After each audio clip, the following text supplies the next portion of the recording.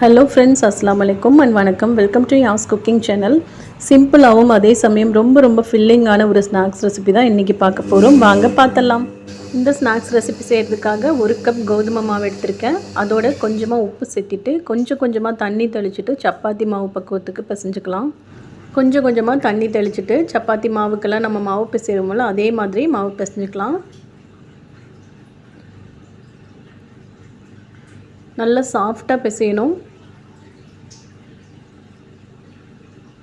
இந்த அளவுக்கு நான் மாவு பிசைஞ்சு எடுத்துகிட்டு பாருங்கள். நல்லா சாஃப்டாக மாவு பிசைஞ்சிருக்கேன். இது இருக்கட்டும், மூடி வச்சிடலாம். அடுத்ததாக இதுக்கு ஒரு ஸ்டஃபிங் ரெடி பண்ணணும். அதுக்கு வேக வச்ச உருளைக்கிழங்கு 2 உருளைக்கிழங்கு எடுத்திருக்கேன். இது இந்த மாதிரி சீவி எடுத்துக்கலாம். பீட்ரூட் சீவுறதில் சீவி எடுத்துக்கலாம். கையில் மசிச்சும் எடுத்துக்கலாம். நான் இன்றைக்கி சீவி எடுத்துக்கிறேன். சீவின இந்த உருளைக்கிழங்கோட 1 கப் அளவில் பொடியாக நறுக்கின பெரிய வெங்காயம் சேர்த்திக்கலாம். இதோட ஒரு அரை லெமன் புழிஞ்சு எடுத்துக்கலாம். பாதி லெமன் எடுத்து அதில் இருக்கிற சாறு புழிஞ்சு எடுத்துக்கலாம். அதோட கொஞ்சமாக சிக்கன் பவுடர் சேர்த்திக்கிறேன். நீங்கள் கரம் மசாலா இருந்துச்சுன்னா கரம் மசாலா, கறி மசாலா, சிக்கன் மசாலா எது வேணாலும் சேர்த்திக்கலாம். அதோட காரத்துக்கு கொஞ்சமாக மிளகாத்தூள், அரை டீஸ்பூன் அளவில் இஞ்சி பூண்டு பேஸ்ட்டு, கொஞ்சமாக மல்லி கருவேப்பிலை சேர்த்திட்டு நல்லா இதை கலந்துக்கலாம். அதோட கடைசியாக கொஞ்சம் உப்பு சேர்த்திட்டு இதை நல்லா ஈவனாக கலந்து எடுத்துக்கலாம். உப்பு காரம் எல்லாம் இந்த உருளைக்கிழங்குல மசாலாவில் பிடிக்கிற மாதிரி நல்லா கலந்துக்கலாம். இப்போ ஸ்டஃபிங் ரெடி பண்ணிட்டோம். ரொம்ப ஈஸியாக ஸ்டஃபிங் ரெடி பண்ணியாச்சு. பாருங்கள், நல்லா ஈவனாக உப்பு காரமெல்லாம் பிடிக்கிற அளவுக்கு நல்லா இந்த மாதிரி கலந்து எடுத்திருக்கேன். அடுத்ததாக நாம் பிசைஞ்சு வச்சுருக்க மாவை இந்த மாவை 2 சம அளவில் எடுத்துக்கலாம். ஒரு டைம் நல்லா அழுத்தி பிசைஞ்சிட்டு 2 பங்காக எடுத்துக்கலாம். இந்த மாவை இந்த 1 பங்கு மாவை நல்லா சப்பாத்திக்கு தேய்க்கிற மாதிரி நல்லா தேய்ச்சி எடுத்துக்கலாம். பாருங்கள், நான் இப்போ 2 பங்கு எடுத்திருக்கேன். அதில் ஒரு அளவு மாவு எடுத்து சப்பாத்திக்கு நம்ம எப்படி தேய்ப்போமோ அதே மாதிரி தேய்ச்சி எடுத்துக்கலாம். கொஞ்சமாக மாவு தூவிட்டு அதுக்கு மேலே இதை வச்சு நல்ல சப்பாத்திக்கு அளவுக்கு நல்ல பெருசாக இதை பருத்தி எடுத்துடலாம். பாருங்கள், நல்லா கொஞ்சம் மெலிசாக தேய்ச்சி எடுத்துக்கணும். அப்போ தான் வேகறதுக்கு கரெக்டாக இருக்கும். இந்த சைடு ஓரமெல்லாம் கொஞ்சம் நல்லா மெலிசாக இருக்க மாதிரி கைகளால் இப்படி தட்டி விட்டுக்கோங்க. அதுக்கப்புறம் நம்ம பூரிக்கட்டை வச்சு இந்த மாதிரி தேய்ச்சி எடுத்துக்கலாம்.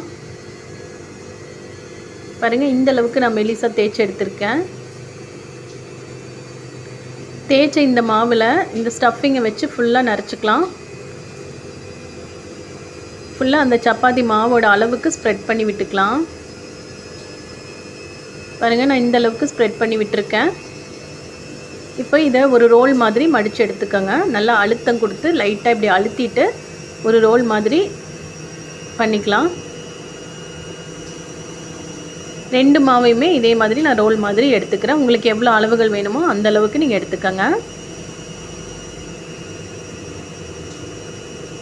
நீங்கள் உருளைக்கிழங்கு பச்சையாகவும் சீவி தண்ணியெல்லாம் நல்லா இருத்துட்டு அதுக்கப்புறமும் போடலாம். இப்படி வேக வச்சு போடலாம். இந்த ஓரங்களை ஃபஸ்ட்டு கட் பண்ணி எடுத்துக்கிறேன். இந்த ஓரங்கள் இருந்துச்சு அப்படின்னா ஷேப் இல்லாமல் இருக்கும். அதனால் ஃபஸ்ட்டு இந்த ஓரங்களை கட் பண்ணி எடுத்துக்கலாம். அடுத்ததாக இதில் எவ்வளோ பீஸ் வேணுமோ அவ்வளோ பீஸ் போட்டு எடுத்துக்கோங்க. சின்னதாகவோ பெருசாகவோ அது உங்களோட ஆப்ஷனல் தான். இந்த அளவுக்கு நான் பீஸ் போட்டு எடுத்துகிட்டு இருக்கேன். பாருங்கள், கொஞ்சம் மேலே எண்ணெய் தடவிக்கங்க. அப்போ கத்தியில் ஒட்டாமல் வரும். இப்போ ஒரு மாவுக்கு 4 வந்துச்சு எனக்கு. இதே மாதிரி ஒரு பிளேட்டில் எண்ணெய் தடவிட்டு நல்லா ப்ரஷ் பண்ணி எடுத்துக்கலாம். கட் பண்ணி வச்ச மாவை இந்த பிளேட்டில் வச்சுக்கலாம். எல்லா மாவுகளையும் இதே மாதிரி இந்த பிளேட்டில் வச்சுக்கோங்க.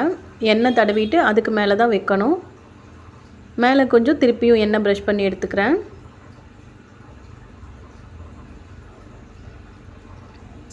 இதை இப்போது ஆவியில் வச்சு வேக வச்சு எடுத்துக்கலாம். இந்த மாதிரி யூஸ் பண்ணாத பாத்திரம் இருந்தால் அதை எடுத்துக்கோங்க. அதில் ஒரு ஸ்டாண்ட் வச்சுட்டு அதுக்கு மேலே இந்த மாவை வச்சுக்கிறேன். இது ஓரளவுக்கு வெந்தால் போதும். ஒரு ஆவி விட்டு எடுத்துக்கோங்க. ஒரு 5 நிமிஷம் 10 நிமிஷம் அடுப்பில் வச்சுட்டு அதுக்கப்புறம் ஓப்பன் பண்ணி பார்த்துக்கலாம். இப்போது இந்த கேப்பில் கொஞ்சமாக பொடியாக நறுக்கின மல்லி கருவேப்பிலையோட 2 முட்டை உடச்சி ஊற்றிருக்கேன். அதோட கொஞ்சமாக மிளகுத்தூள், மஞ்சள் தூள், தேவைக்கேற்ப உப்பு போட்டுக்கலாம். உப்பு போட்டுட்டு நல்லா இதை ஒரு விஸ்க் வச்சு நல்லா கலந்து எடுத்துக்கலாம். முட்டையெல்லாம் ஈவனாக கலந்துக்கிற மாதிரி இந்த மாதிரி விஸ்க் வச்சு கலந்து எடுத்துக்கோங்க.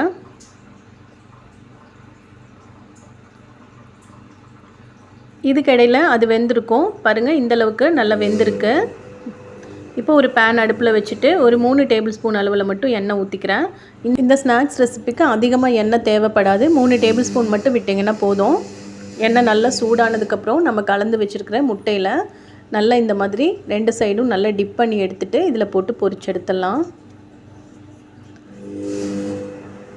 இந்த எண்ணெயே இந்த ஸ்நாக்ஸுக்கு அதிகம்தான். உள்ளே நல்ல எண்ணெய்க்குள்ளே பொரிச்சு எடுக்கணும் அப்படின்னு அவசியமே இல்லை.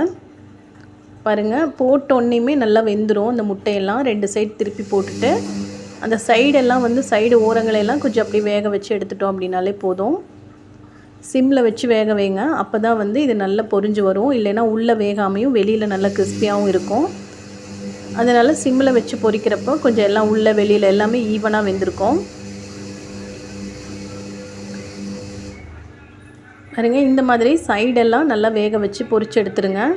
இந்த மாதிரி 2 சைடும் இந்த மாதிரி திருப்பி திருப்பி போட்டு வேக வச்சு எடுத்துக்கோங்க. இந்த ஓரங்களை மட்டும்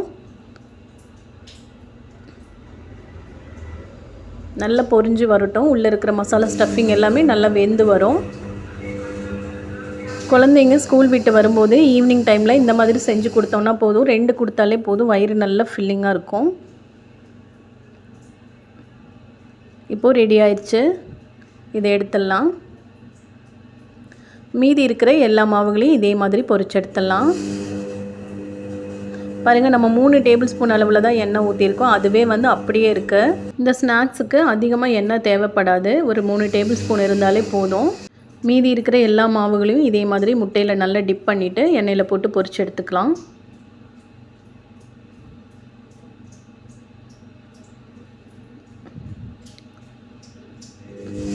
பாருங்கள், இப்போ நான் எல்லா மாவுகளையும் இதே மாதிரி முட்டையில் நல்லா டிப் பண்ணி போட்டுட்டேன்.